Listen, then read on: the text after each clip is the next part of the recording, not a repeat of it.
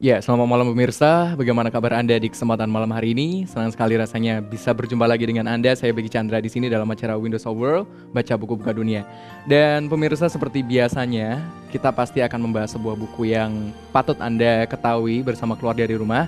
Dan juga sudah hadir juga para presensi dan juga ada narasumber yang nanti akan membantu kita menjabarkan, mengejawantahkan buku-buku yang akan kita bahas nantinya. Baik, saya perkenalkan terlebih dahulu pemirsa yang sudah hadir di studio Dama TV malam hari ini. Di sebelah kanan saya sudah tidak asing lagi buat pemirsa di rumah. Selamat malam, Bante. Selamat malam. Ya, pemirsa, beliau ini adalah Bante Teja Punotera dan ini adalah kedua kalinya Bante ya di Windows of World. Ya, Iya. demikianlah. Sehat Bante? Sehat-sehat. Ya, semoga semuanya sehat-sehat. Sehat, iya, baik. Dan di sebelah kanan Bante Teja Punotera, pemirsa di rumah ada Mbak Angel Dian Pratiwi. Selamat malam Mbak Angel. Selamat malam Mas Beki. Sehat juga Mbak Angel ya? Sehat. Selalu sehat, luar biasa. Baik.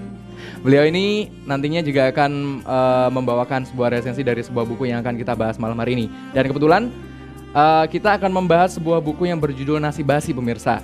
Kalau Anda melihat sampulnya nasi basi, apakah ini akan bercerita tentang sebuah nasi yang kemudian basi yang nantinya kita akan bicarakan apa saja kandungannya, kita nggak ngerti. Nah, saya coba perkenalkan dulu untuk bukunya sendiri. Ini adalah berjudul Nasi Basi dan ini dikarang oleh Vidi Julius Sunandar, disunting oleh Handaka Wijayananda dan kemudian buku ini diterbitkan oleh Ehipasiko Foundation.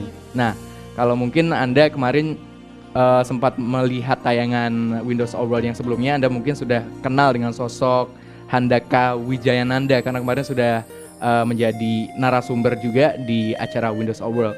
Dan berbicara sedikit mengenai penulis buku Nasi Basi ini pemirsa, yaitu Vidi Julius Sunandar. Beliau ini lahir di Jakarta 3 Desember 1986 dan ia menyelesaikan studi S1-nya di Universitas Pelita Harapan, Tangerang, jurusan Desain Komunikasi Visual pada Juni 2009.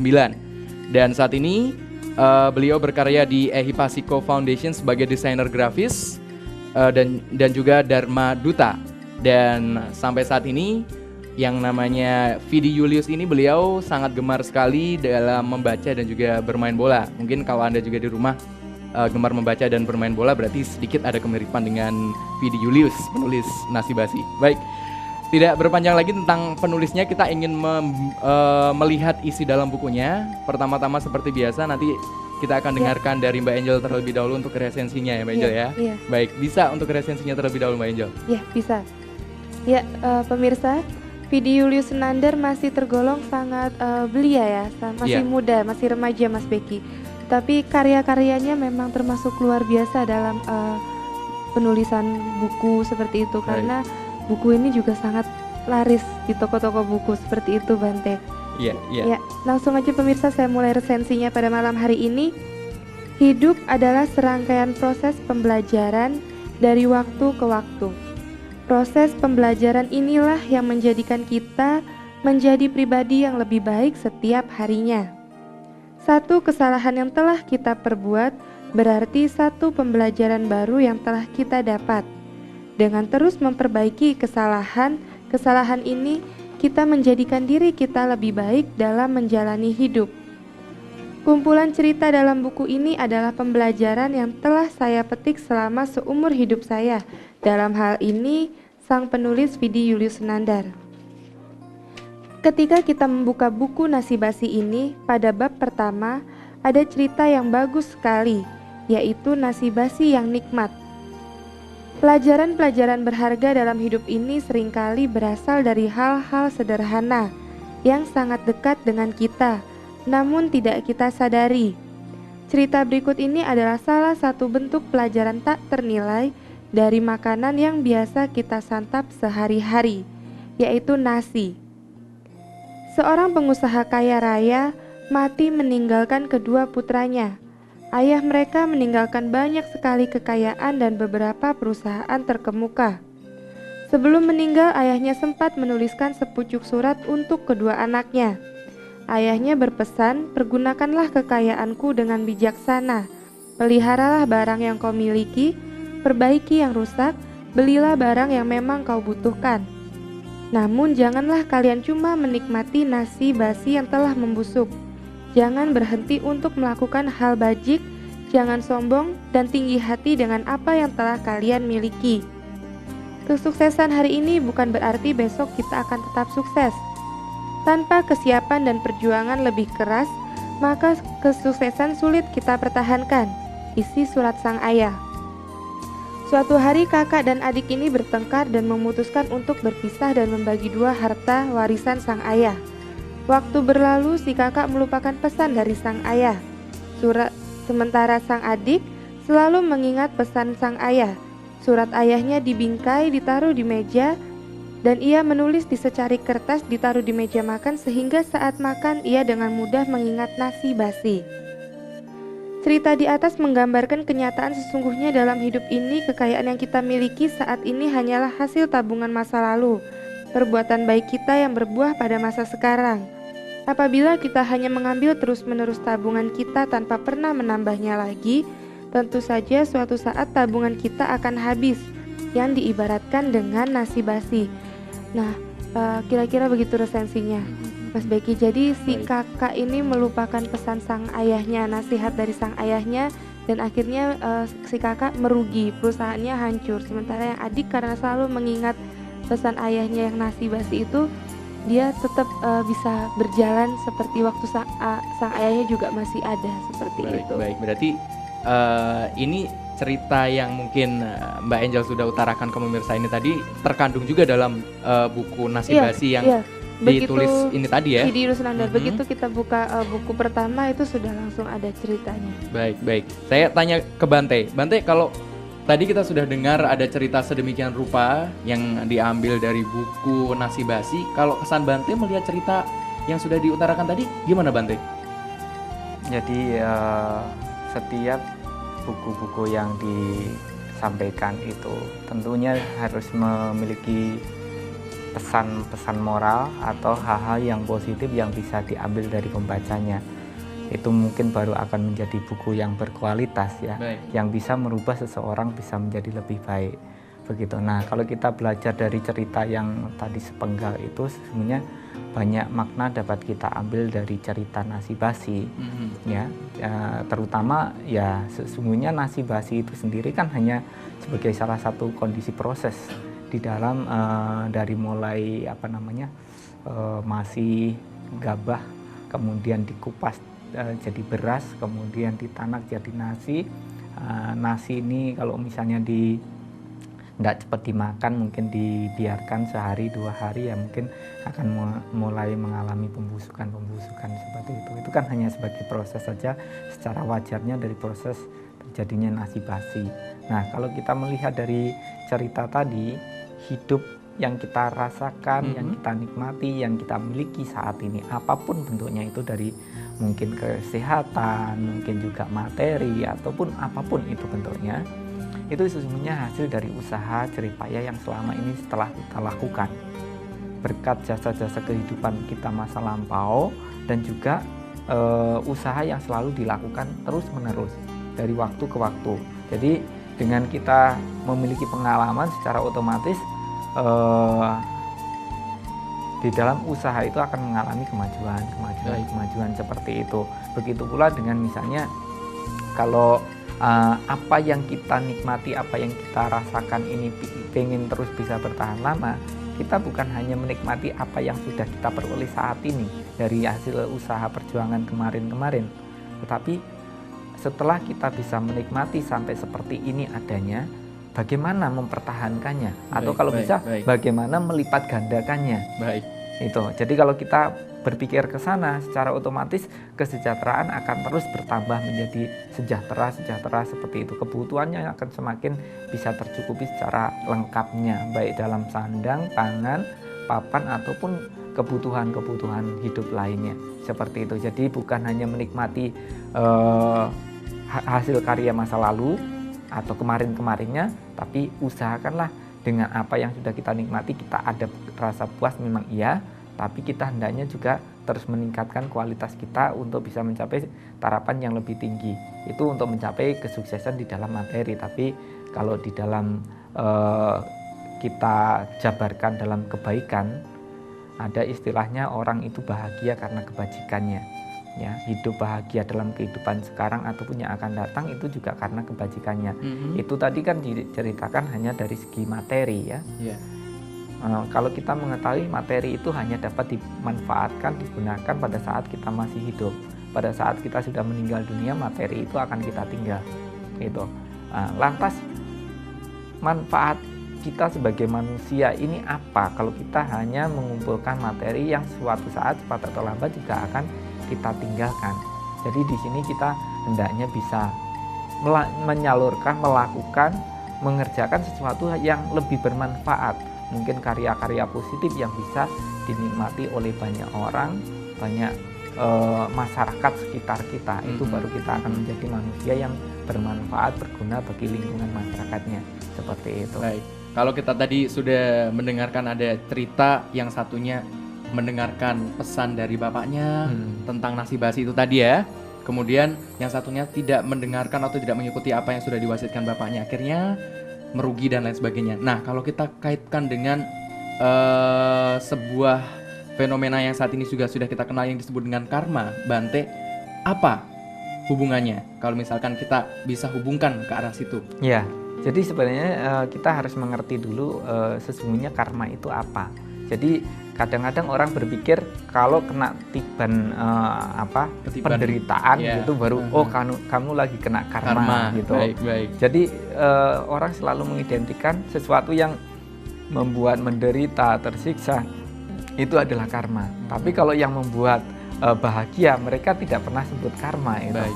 Padahal yang disebut karma itu adalah niat ya. Jadi begitu kita niat ada melakukan segala sesuatu baik di dalam pikiran, ucapan kita atau dalam pekerjaan kita, itu sebagai bentuk dari niat kita tadi, maka itu akan menimbulkan akibat. Mungkin ada keberhasilan yang akan kita peroleh dari niat kita tadi.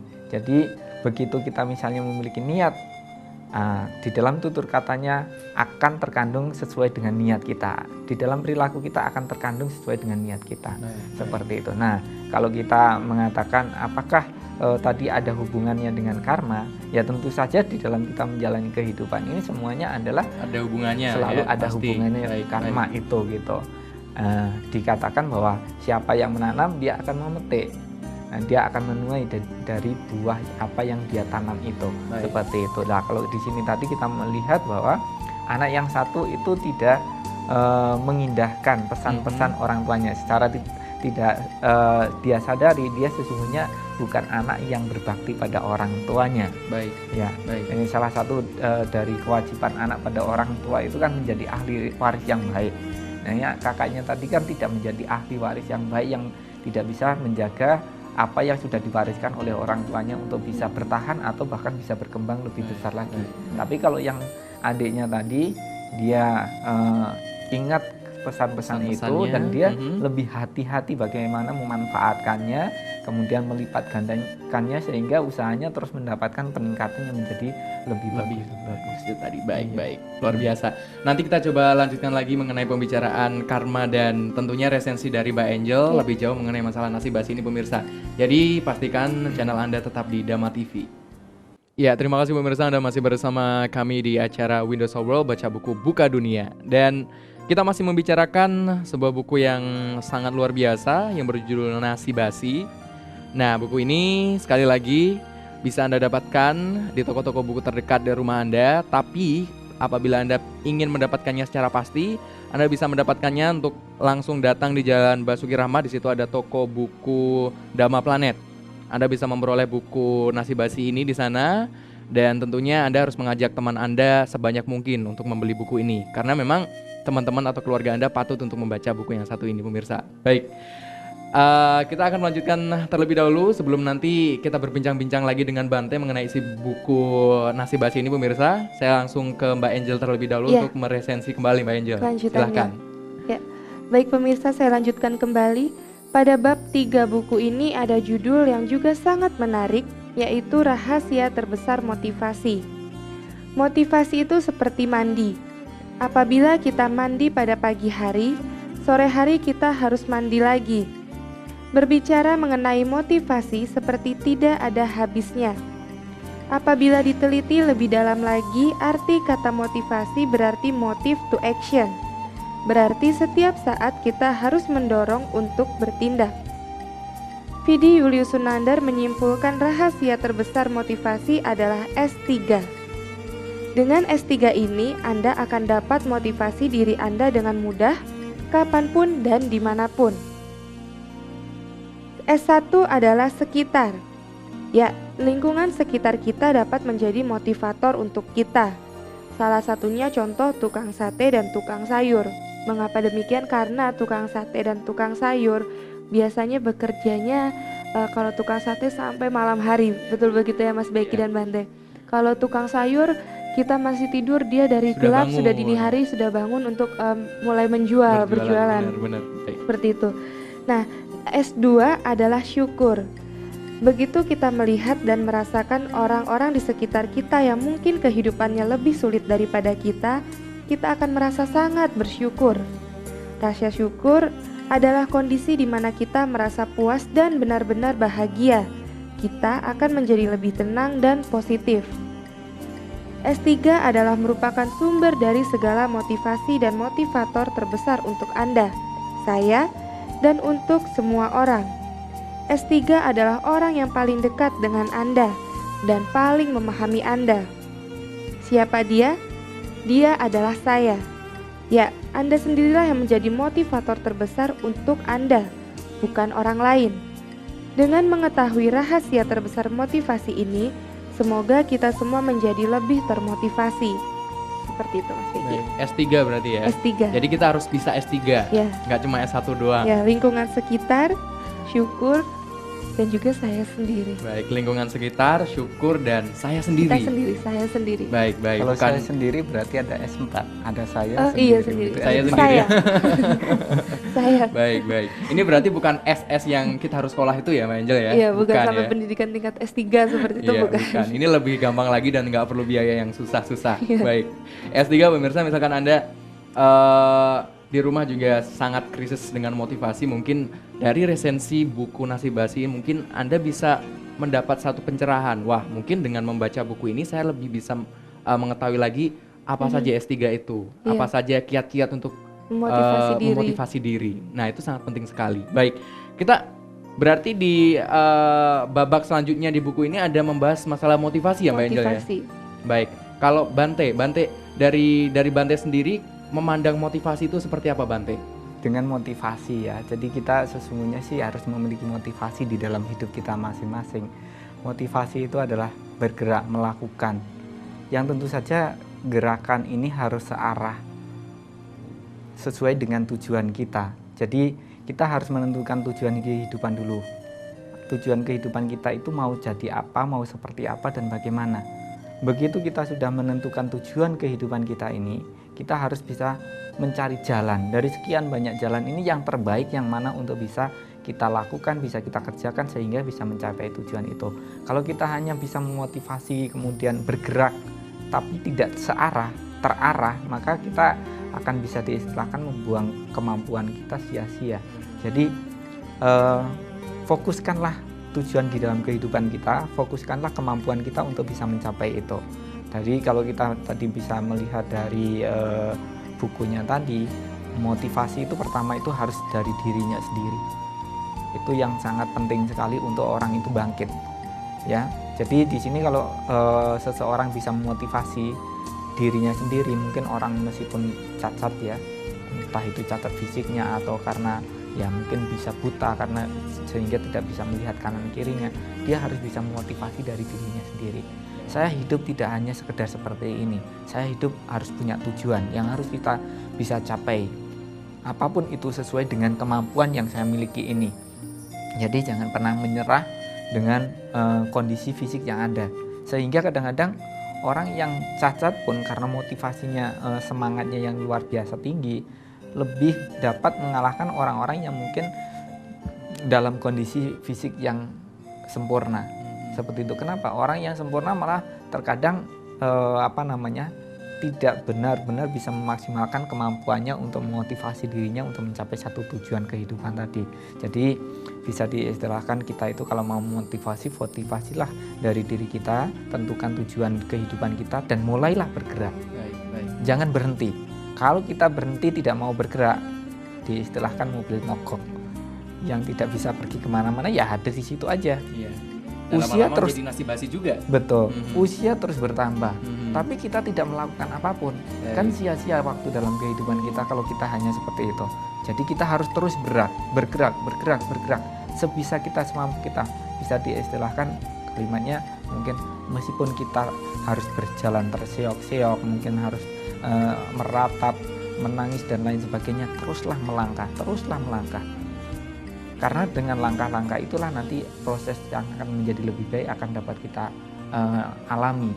Tapi kalau kita berhenti, kesusahan kita akan terus bertambah dengan usia yang terus bertambah, kemampuan kita berkurang begitu, lama-lama semakin tua, nah kita semakin susah juga dalam menjalani kehidupan ini. Maka manfaatkan waktu di kehidupan kita dengan kemampuan yang ada saat ini untuk terus bergerak, melakukan sesuatu yang positif, yang baik, supaya apa yang kita buat, yang kita karyakan ini bisa dimanfaatkan, bisa digunakan oleh orang banyak. Baik.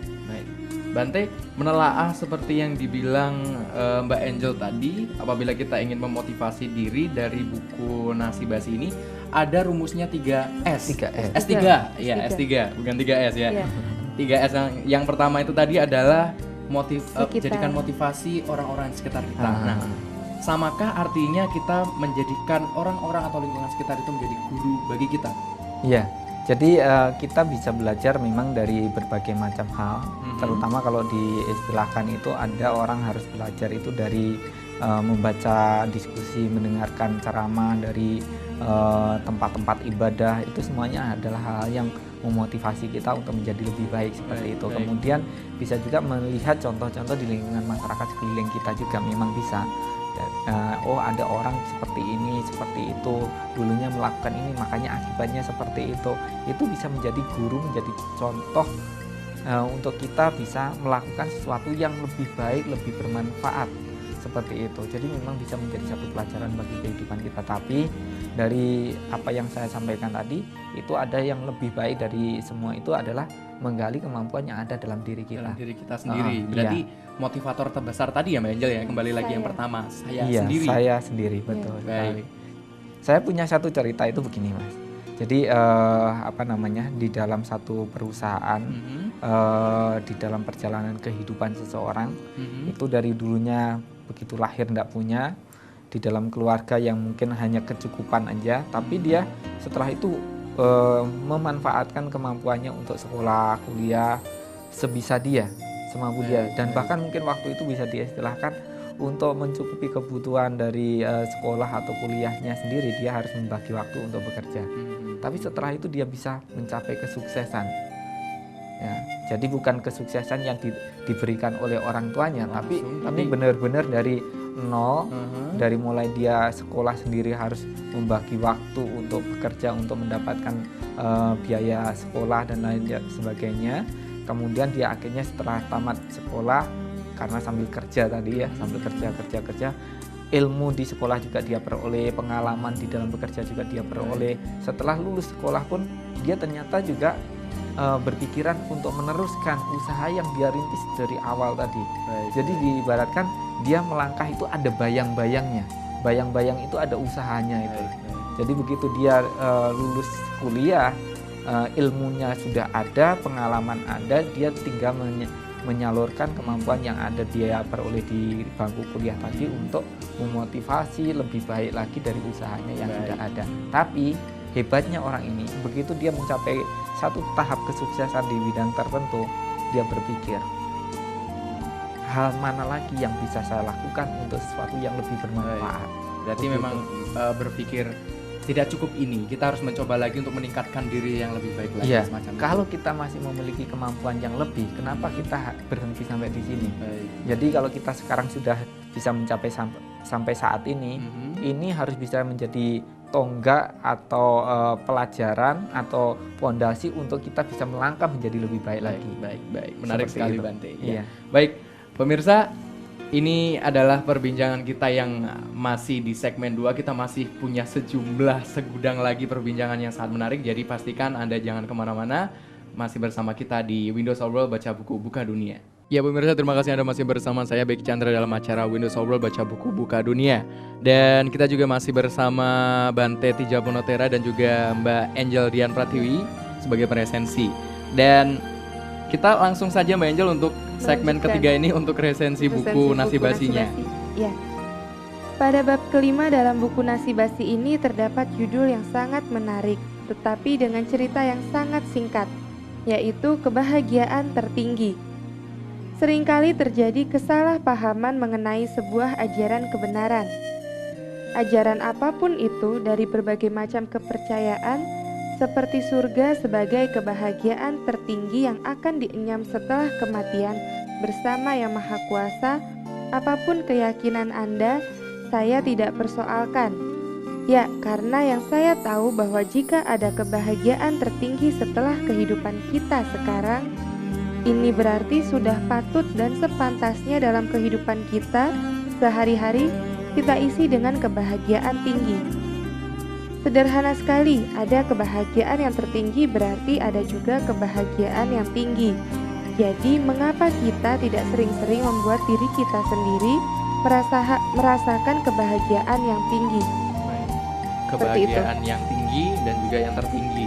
Ya, kalau ada kebahagiaan tertinggi berarti kan ada kebahagiaan tinggi. Yang Kenapa tinggi. kita nggak menempatkan diri kita untuk merasakan kebahagiaan yang tinggi? Baik, Bante, tadi dari Mbak Angel yang sudah dijelaskan ada kebahagiaan tinggi, kebahagiaan tertinggi. Kalau dalam Buddhisme sendiri ada apa tidak konsep kebahagiaan tertinggi, Bante? Ya, jadi kalau sudah menjadi pembicaraan seperti ini, kita bisa membeda-bedakan ya antara kebahagiaan punya uang 1.000 itu sebesar apa, kalau punya 10.000 sebesar apa, kalau 1 juta atau 1 M itu sebesar apa, seperti itu. Kelihatannya kalau semakin besar lebih bahagia ya. Baik. Seperti itu. Jadi bisa diistilahkan ada kebahagiaan yang kecil, ada yang kebahagiaan yang besar, ada kebahagiaan yang tinggi, ada yang tertinggi, ada yang lebih tinggi seperti itu. Nah, Buddha pun juga pernah mengatakan bahwa ada istilahnya itu korbankanlah kebahagiaan yang kecil demi untuk mendapatkan kebahagiaan yang lebih besar. Nah, memang dari konsep kebahagiaan ini sendiri dari semua orang pandangannya berbeda-beda. Seperti seorang nelayan, dia bahagia kalau mendapatkan tangkapan ikannya. Seorang petani dia akan bahagia kalau hasil bertaninya itu bagus. Seorang pedagang akan bahagia kalau misalnya dagangannya laku keras. Seorang bujangan akan bisa bahagia kalau mendapatkan pasangan. Seperti itu. Seorang yang sudah berpasangan akan bahagia kalau memiliki anak dan lain sebagainya. Cerita orang yang mengatakan itu bahagia, seolah-olah kebahagiaan itu di luar sana loh. Kamu harus cari di sana, harus dikejar di sana. Ini, jadi itu bisa diistilahkan kebahagiaan semu sebenarnya. Kebahagiaan yang memang benar-benar ada, tapi itu hanyalah kebahagiaan sesaat. Kebahagiaan sesaat bisa diistilahkan seperti seorang nelayan tadi. Kalau mendapatkan tangkapan dia akan bahagia, kalau tidak mendapatkan tangkapan dia akan menderita. Seperti itu. Nah, kalau namanya yang kebahagiaan yang harus kita ciptakan, dapat tidak dapat itu harus bahagia kan, seperti itu harusnya. Jadi jangan sampai kita karena tidak mendapatkan apa yang kita inginkan, itu kita akhirnya menderita. Seperti seorang bujangan yang tidak mendapatkan pasangan, dia menderita. Jangan seperti itu ya. Ada ndak ada hidup harus dijalani dengan bahagia seperti itu. Itu adalah kebahagiaan yang memang harus kita rasakan dalam kehidupan sekarang. Tapi itu kan kebahagiaan indriawi, kebahagiaan duniawi ya, dari sarana kebutuhan hidup kita bisa penuhi, itu adalah satu kebahagiaan. Punya rumah, punya mobil, punya alat yang dipakai di dalam kehidupan kita, itu adalah kebahagiaan duniawi, indriawi. Tapi ada kebahagiaan yang melebihi dari itu semua, yaitu kebahagiaan kalau kita menanam kebajikan. Ya, jadi kalau orang dunia itu biasanya saya membuat satu renungan kalimat itu berbunyi demikian. Hidup ini akan menjadi bermasalah apabila dipermasalahkan. Di dalam kehidupan kita, orang itu lebih suka mendapatkan pemberian daripada memberi, lebih suka ditolong daripada menolong, lebih suka dibantu daripada membantu, lebih suka dikasihani daripada mengasihani. Nah, itu kalau dari segi dunia seperti itu. Tapi kita di sini dianjurkan bagaimana kita hidup untuk bisa membantu, bisa menolong, bisa memberi, bisa mengasihani, supaya hidup kita ini bisa memberikan manfaat, bisa memberikan kebahagiaan. Dan pada saat kita bisa berbuat baik, bisa menolong seperti itulah, maka kebahagiaan yang bukan materi tadi dapat kita rasakan. Kebahagiaan karena kita memiliki kebaikan yang sudah kita bisa lakukan, persembahkan bagi kehidupan orang lain. Nah, apabila kita mencapai kebahagiaan yang semacam ini, Bante, kembali ke pertanyaan awal, apakah bisa disebut sebagai kebahagiaan tertinggi, Bante, dengan menanamkan kebajikan dan sebagainya itu tadi? Ya, kalau yang saya katakan tadi mungkin ini adalah sebagai segelintir kebahagiaan dalam kehidupan kita sekarang setelah kita berbuat baik. Pada saat kita berbuat baik, kita berbahagia. Dan setelah kita meninggal dunia, kita pun bisa terlahir di alam bahagia, di alam surga. Itu mungkin bisa diistilahkan kebahagiaan yang sesungguhnya juga diistilahkan sesaat juga. Karena konsep di pandangan Buddha, surga itu bukan surga abadi yang setelah kita meninggal dunia kita akan abadi di sana. Cuma kalau kita berpikir secara logikanya ya, kalau ada surga itu abadi, berarti neraka juga bisa abadi. Bukan hanya surga yang abadi, tapi neraka ya pastinya juga abadi. Tapi di sini konsepnya adalah surga itu juga nggak abadi, neraka itu juga nggak abadi, kehidupan kita ini juga nggak abadi seperti itu. Ini hanyalah proses dari kehidupan yang kita jalani. Jadi suatu saat mungkin karena kita sering menciptakan kebahagiaan dalam kehidupan kita sekarang, saat ini kita harus bahagia begitu. Setiap hari kita ciptakan kebahagiaan begitu kita meninggal dunia. Maksudnya kebahagiaan karena kita sering berbuat baik, berbuat sesuatu yang bermanfaat bagi kehidupan orang banyak. Kita bahagia itu setelah kita meninggal dunia, kita bisa terlahir di alam surga. Tapi kan surganya di sana tidak abadi tadi. Begitu nanti kita bisa terlahir di alam surga, tingkatan surganya kan banyak kalau menurut pandangan Buddhis.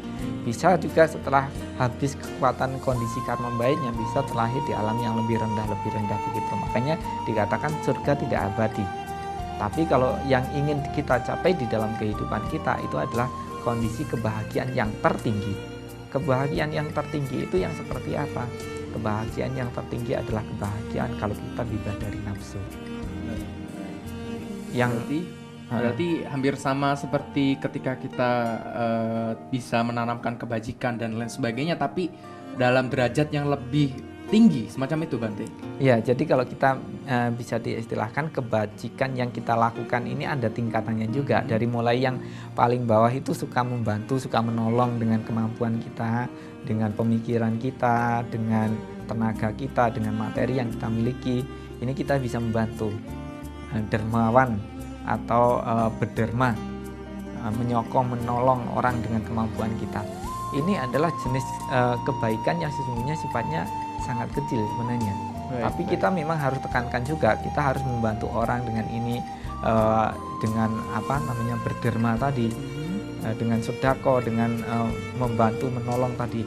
Tapi ada yang harus kita lakukan lebih daripada itu. Ini harus kita lakukan sering kali juga. Setiap ada kesempatan kita harus bisa memanfaatkan untuk membantu menolong tadi. Tapi yang lebih tinggi yaitu menjalankan moralitas. Jangan sampai kita itu sering membantu tapi memiliki cacat di dalam perilaku kita. Baik. Jadi memiliki moralitas, memiliki pikiran yang jernih, bebas dari nafsu tadi, itu kebajikan yang lebih tinggi daripada berderma tadi. Baik. Dalam Buddhis juga ada konsep nirwana. Iya. Istilah nirwana kalau dalam dikaitkan dengan konsep-konsep sebelumnya itu tadi semacam apa, Bante, kalau kita kaitkan dengan masalah kebahagiaan yang sudah kita bahas? Ya, jadi kalau menurut konsep kita itu kan ada 31 alam kehidupan ya. Ada 26 alam surga, ada 1 alam manusia, kemudian ada 4 alam apaya atau alam menderita. Di situ ada alam binatang, ada alam Peta, ada asura ya, ada setan itu ya. Setan, ada makhluk-makhluk yang menderita, dan juga ada neraka paling bawah. Nah, dari 31 alam kehidupan ini bisa diistilahkan adalah cokro panggulingan urip. Jadi proses di dalam kehidupan ini Berputar terus berputar. Jadi yang tadi terlahir di alam surga itu juga tidak akan selamanya di sana, bisa berputar begitu terus. Nah, bagi seseorang yang terbebas dari nafsu, yang tidak ada lagi nafsu kebencian, keserakahan, kebodohan, ketamakan dalam dirinya itu, maka dia tidak akan terlahirkan dimanapun juga. Jadi terlepas dari 31 alam kehidupan itu. Itu Ya. nanti yang Jadi itu yang disebut nirwana.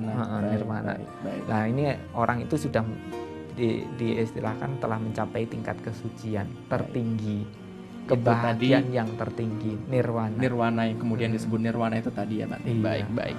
Baik, menarik sekali pemirsa perbincangan kita dengan Bante dan juga Mbak Angel tentang buku Nasi Basi yang kemudian pembahasannya akan jauh lebih dalam lagi di segmen keempat. Jadi pastikan Anda jangan kemana-mana, tetap di Dhamma TV. Iya pemirsa, terima kasih Anda masih bersama kami di Windows of World Baca Buku Buka Dunia. Dan sekali lagi saya ingatkan buat Anda, jangan lupa untuk memiliki buku Nasi Basi ini, karena selain isinya sangat memotivasi diri Anda, dan juga pastinya di sini banyak sekali cerita-cerita yang sangat inspiratif buat Anda dan keluarga di rumah. Buku ini ditulis oleh Vidi Julius Sunandar, dan beliau ini adalah penulis yang sangat muda sekali. Kalau Anda bisa lihat di sini, di belakangnya ada juga biografi beliau, ada fotonya juga. Anda bisa melihat karya anak muda yang sangat fenomenal ini yang berjudul Nasi Basi. Nah, jadi buat Anda yang berdomisili di Malang dan sekitarnya, Anda bisa datang ke toko buku Dhamma Planet yang ada di Jalan Basuki Rahmat. Anda bisa mendapatkan buku Nasi Basi itu di sana. Dan tentunya misalkan Anda juga ada toko-toko lain di dekat rumah Anda yang menyediakan buku ini, kenapa tidak? Silahkan saja dibabat habis bersama teman-teman dan juga keluarga pemirsa. Baik, Mbak Angel, untuk segmen terakhir ini atau segmen keempat ini pasti masih ada yang seru sekali dari resensi buku ini. Bisa langsung kita beritahukan kepada pemirsa di rumah. Nah, di segmen terakhir ini saya pribadi juga tertarik untuk membaca bab terakhir dalam buku Nasi Basi ini, Mas Beki dan Bante, yaitu Nasi Basi yang menjijikkan. Beberapa waktu lalu saya berada di rumah sendirian. Dalam hal ini tentunya Vidi Julius Sunandar selaku sang penulis bermaksud untuk memanaskan nasi yang kemarin. Saya ke dapur, kemudian saya membuka rice cooker. Saya kaget melihat ada sepiring nasi yang sudah basi di dalamnya. Nasi itu berlendir, tampak kekuning-kuningan. Tentu saja bau yang dikeluarkan tidak sedap, menjijikkan. Lalu saya ambil dan saya buang ke tempat sampah. Apa yang bisa kita pelajari dari cerita Nasi Basi di atas? Apakah Nasi Basi juga bisa menjadi guru untuk kita? Ya, kita bisa belajar dari Nasi Basi. Ternyata kita dengan Nasi Basi kurang lebih sama, bahkan mirip. Mengapa? Saat nasi sudah tidak layak dimakan karena basi, nasi akan mengeluarkan bau busuk, berlendir, berubah warna, dan semua orang enggan menyentuhnya. Yang tadinya bermanfaat untuk tubuh, kini jadi sampah. Demikian pula dengan kita. Saat kita sudah tidak berdaya, tubuh kita ini akan mengeluarkan bau busuk, berlendir, dan berubah warna. Semua orang akan enggan menyentuh tubuh busuk ini. Nah, selanjutnya dari cerita tadi, saat sekarang ini kita diibaratkan seperti nasi yang masih baik, masih layak dimakan, sedangkan sayur dan lauk pauk adalah teman-teman di sekitar kita yang dapat membantu kita, dan kita dapat bekerja sama dengan mereka untuk menjadi manusia yang berguna bagi makhluk lain. Sama seperti nasi dan lauk pauk yang baik untuk kesehatan, demikian pula kita dan teman kita dapat bermanfaat untuk lingkungan kita. Jadi selama kita masih menjadi nasi yang baik, teruslah kita semangat mendedikasikan diri untuk lingkungan kita, menjadi nasi yang menyehatkan tubuh manusia. Seperti itu Mas Beki dan Mbak. Saya tertarik dengan sentilan yang tadi Mbak Angel, kalau ternyata manusia tuh juga bisa disamakan kayak nasi basi juga. Nah, ada perumpamaan semacam itu. Ini juga sedikit menyentil kita sebagai manusia yang biasanya mungkin saat ini masih sehat walafiat, tapi kita tidak akan pernah tahu kemudian nantinya seiring dengan berjalannya waktu pasti kita akan nanti tidak berdaya dan yang seperti kita samakan dengan nasi basi itu Seperti tadi ya. itu, iya, Baik. sama. Baik Bante, kalau melihat perumpamaan yang mungkin sedikit menyentil ini tadi dari segmen pertama mungkin Bante sudah menjelaskan memang ada proses. Ini adalah proses yang mungkin manusia harus lewati ketika ada orang sehat, kemudian pasti akan tua dan kemudian pasti akan seperti yang dijelaskan sama Mbak Angel tadi. Nah, Sudah tidak berdaya. kalau melihat fenomena yang semacam ini, ketika kita masih menjadi dalam keadaan baik, nasi yang masih baik, berteman dengan sayuran dan lain sebagainya, ini kiat-kiat untuk menjalin relasi yang baik ketika kita masih bagus dalam kondisi baik, itu seperti apa aja Bante? Ya, jadi seperti yang tadi Bante sampaikan, di dalam kita menjalani kehidupan ini untuk mencapai satu tujuan tadi, mungkin kita juga harus tahu diri dulu, tahu kemampuan maksudnya, tahu diri kita itu seperti apa, kemampuan itu saya itu bagaimana, sehingga setelah kita mengetahui kemampuan yang ada dalam diri kita, mungkin kita memerlukan teman-teman yang baik juga, yang mungkin seperjuangan dengan kita, yang suatu saat mungkin bisa kita ajak tukar pengalaman, tukar pendapat yang saling bisa memotivasi antara kita dengan teman kita tadi untuk bisa mencapai tujuan yang sama, seperti itu. Karena ya sering saya katakan bahwa meskipun kita itu dari kehidupan yang berbeda-beda, dari latar kehidupan yang tidak sama, tapi memiliki tujuan hidup yang sama, yaitu hidup bahagia. Itu tujuan utama bagi kehidupan semua orang, itu seperti itu. Nah, begitu kita memiliki satu tujuan hidup bahagia, kita memerlukan teman-teman yang bisa saling memotivasi kita pada saat mungkin kita dalam kondisi down gitu. Baru mungkin ada teman-teman seperti itu yang memotivasi kita. Meskipun semuanya harusnya kita bisa berdiri sendiri, tapi terkadang kita harus menyadari bahwa di dalam menjalani hidup ini kita tidak seperti setegar tiang ya. Ada kalanya itu ya jatuh, mau bangun itu rasanya juga masih kelimpungan ya, perlu sandaran, perlu pegangan untuk kita bisa bangkit. Mungkin teman-teman yang baik seperjuangan tadi yang bisa memotivasi kita tadi mungkin bisa melakukan itu sebagai batu sandaran pada saat kita dalam kondisi terpuruk. Tapi ya jangan berharap supaya saya terpuruk mereka bisa datang ke kita, bukan. Nah, tapi kita harus bisa menggali kemampuan dalam diri kita masing-masing, bagaimana menjalani kehidupan kita untuk sesuatu yang lebih bermanfaat bagi kehidupan, memiliki teman yang baik, kemudian setidaknya memiliki keyakinan pada dirinya sendiri, memiliki semangat dalam hidupnya sendiri, semangat hidup, semangat untuk berjuang, semangat untuk bisa mencapai apa yang dia ingin bisa capai itu. Kemudian juga fokus. Jadi kemampuan kita fokuskan, arahkan pada jalan yang kita lalui saat ini untuk bisa mencapai tujuan itu. Ya, jadi didukung dengan pengetahuan, pengalaman hidup yang sudah kita miliki, ini akan menjadi pelengkap untuk kita bisa melangkah sampai mencapai tujuan tadi. Nah, kalau bisa diistilahkan cerita itu begini. Dalam mencapai satu tujuan itu tidak gampang. Ada lika-liku dalam kehidupan kita, ada sandungan-sandungan yang sakit di dalam kita melewati itu semua. Nah, ada orang yang mental tempe mungkin ya, begitu dimakan langsung habis. Jadi begitu melangkah ada rintangan sedikit dia mengatakan, aduh ada rintangan, saya tak menyerah di sini aja deh gitu. Ada yang seperti itu, tapi ada juga yang ini hanya seperti ini, saya harus terus bersemangat, harus terus berjuang, terus dia melangkah. Tapi orang seperti ini mungkin kadang-kadang ada yang tingkat semangatnya, kemampuannya ini ada, tapi karena ada halangan yang lebih mengenakan, dia tersandung di sana dan menikmati di situ. Misalnya bisa diumpamakan seseorang yang mendaki gunung. Pada saat awal mungkin yang pertama tadi mungkin diibaratkan orang yang banyak batu-batu tajam, kerikil-kerikil tajam. Wah, jalannya susah, akhirnya dia tidak mau naik sudah. Ada yang sudah melewatin itu, tapi di perjalanan itu banyak pohon-pohon tumbang lalu lalang begitu. Aduh, tambah banyak rintangan lagi ya. Dia bisa turun lagi atau bahkan tidak melanjutkan perjuangannya. Ada yang terus berjuang, tapi akhirnya begitu sampai di pos pertama, oh indah ya di sini, dan dia menikmati di situ, tidak mau jalan lagi. Nah, ada yang mungkin bisa sampai di puncak karena terus berusaha dan akhirnya begitu sampai di puncak dia bisa melihat sekelilingnya lebih indah daripada yang pos pertama, kedua ataupun ketiga sebelum sampai di puncaknya tadi. Seperti itu. Yang pastinya sebelum mencapai tujuan apa yang kita tuju janganlah berhenti, teruslah melangkah. Bante, ini kan kalau tadi kita bicaranya pada stuck di mana kita masih bagus. Nah, kalau pesan-pesan ketika kita sudah jadi nasi basi, ini masalahnya. Nah, apa yang harus kita lakukan? Nah, ya, jadi mungkin kita pernah memakan namanya apa yang di nasi tadi ya, yang dibusukkan itu apa namanya ya? Nasi yang dibusukkan. Dikasih ragi itu, tape, betul. Iya. Jadi ada manfaatnya juga kalau kita bisa menjadi nasi basi.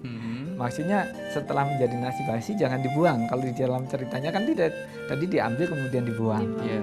Ada yang bisa benar-benar setelah dibasi tadi benar-benar dibasikan dan di situ menjadi fermentasi menjadi sesuatu yang bermanfaat. Ya, airnya bisa untuk obat dan lain sebagainya. Mungkin ya.